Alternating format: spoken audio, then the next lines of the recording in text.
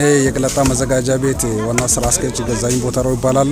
አሁን ያለንበት ቦታ በገለጣ 01 ቀበሌ በሌ ቀለጣ ነው።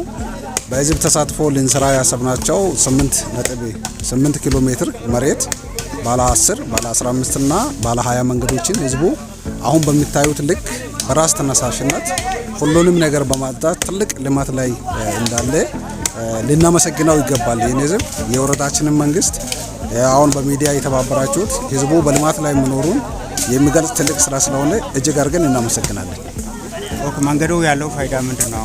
መንገዱ ግዳንሱንጋ ከገለጣ ጋር ገይቻ ከገለጣ ጋር ሰዎች ከሰዎች ጋር ከዚህ በፊት ምንም አይነት የመተላለፊያ መንገድ የሌለ ነበር።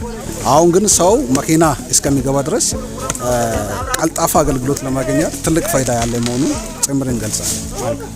ስሜ ሄኖክ መንግስቱ ይባላል። የገለጣ መዘጋጃ ምትክ ስራ አስኪያጅና ማስፈጸሚያ ዘርፍ ኃላፊ ነኝና ይሄ መንገድ የህዝብ ተሳትፎ ለአካባቢ በጣም ትልቅ ዋጋ ያለ ነገር ነውና ይህ ተሳትፎ ስንሰራ ህዝቡ ልማቱ የኔ ባይነት ህዝቡ በራሱ ተነሳሽነት እየሰራልን በግልጽ የሚታወቅ ነገሮች ነውና በዚህ ትልቁ ኢምፕሊኬሽን ያሉ ነገሮቹ ህዝቡ ምን ያክል ለስራና ለመንገዱ ተነሳሽነት እንዳለው ማሳወቂያ አንደኛ ቡና ያነሳ ሙዝ ያነሳ ባህር ዛፍ ያነሳ የመንገድ ጥቅሙ እንደሆነ ስላወቃ ነው።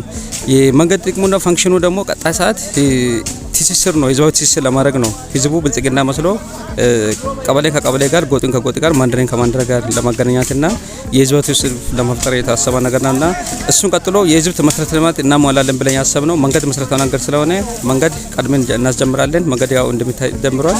ቀጥሎ መብራትና ውሃን ይሄን ተከትሎ እንደገባ የሚል እቅድ ለመዘጋጃ ለተቋሙ በስፋት እየሰራን እንገኛለን።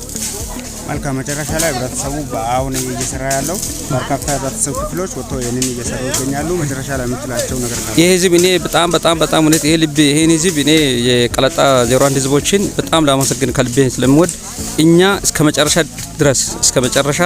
እስከ ጥግ ድረስ ከህዝቡ ጋር አንድ ሆነ የህዝብ ተሳትፎ ዛሬም ነገም ይቀጥላል። ልማትም ይቀጥላል። ህዝቡ ብልጽግና ጎን ሆኖ በአመራሩ ጎን ሆኖ በዚህ ሁሉ ደግሞ ዋጋ ሲከፍል ነበር። የልዩ ወረዳ ዋና አስተዳዳሪን ከልብ ለማመስገን ፈልጋለሁ። ህዝቡን ወርዶ ያወያዩ ዋጋ እየከፈሉ ልማት ህዝቡ እንደሆነ ያሳውቁ ስለሚገኙ ነገም ተነገወዲያም ህዝቡ በልማት ጎን ሆኖ እስከ ጥግ ሄደው ውጤት እንደሚያመጡ እርግጠኛ ህዝቡን ደግሞ ከልቤ በጣም ነው ማመሰግነው።